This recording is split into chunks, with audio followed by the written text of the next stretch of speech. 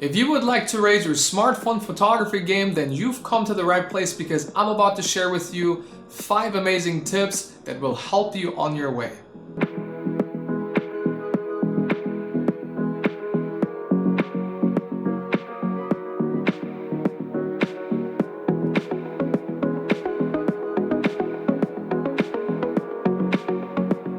Hello beautiful people, how's everybody doing, and welcome to a new video on Massimo's Photography. My name is Massimo, and as promised, in today's video I will share with you 5 amazing tips to improve your smartphone photography.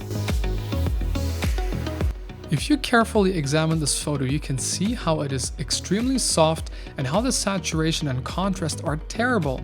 This loss in image quality occurs when lighting is distorted by dirt or smudges on your lens.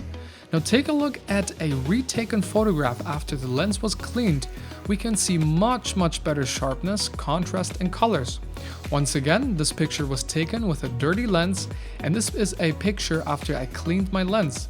There was no editing involved here. Use a microfiber cloth or simply your t-shirt and give your smartphone lens a good rub, and you can prevent such image quality losses.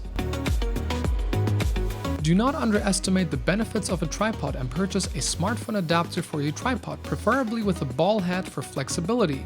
Use a self-timer to reduce camera shake, and you will be able to capture much sharper images.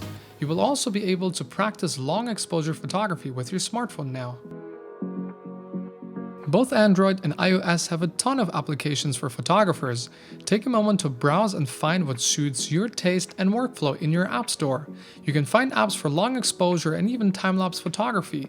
The image quality may not live up to your common DSLR or mirrorless camera, but it's great for practice until you perhaps use a more professional camera.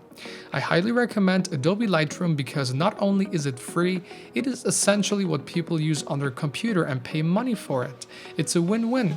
In Lightroom, first make sure to choose an appropriate path for your content. If applicable, I recommend expanding your storage with a micro SD card for all of your photography content, especially since shooting RAW requires a lot more space. In Lightroom, you can shoot and edit RAW right away. It's very convenient. As you can see in this video, it's very simple and straightforward, and you will recognize all the functions and tools if you've used Lightroom before. Seriously, it's a professional application for free on your smartphone. Go ahead and download it right now if you haven't already. Here's a cool shot that I took and edited on my smartphone with Lightroom, and I think it looks pretty cool. While a greater ISO value may increase your exposure, there are a lot of downsides that go along with it, such as image noise, bad colors, increase in softness, and therefore a decrease in sharpness, and eventually your image quality is not that great anymore. Raising the ISO value is typically more forgiving on cameras with greater sensors, so I would absolutely not recommend relying on it when using a smartphone, which generally have very small sensors.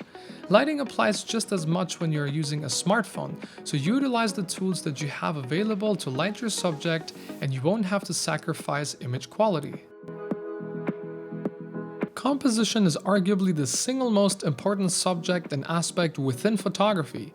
Whether you're using a medium format camera, a smartphone, or a potato, composition is probably the single most effective way to convince viewers with your photography.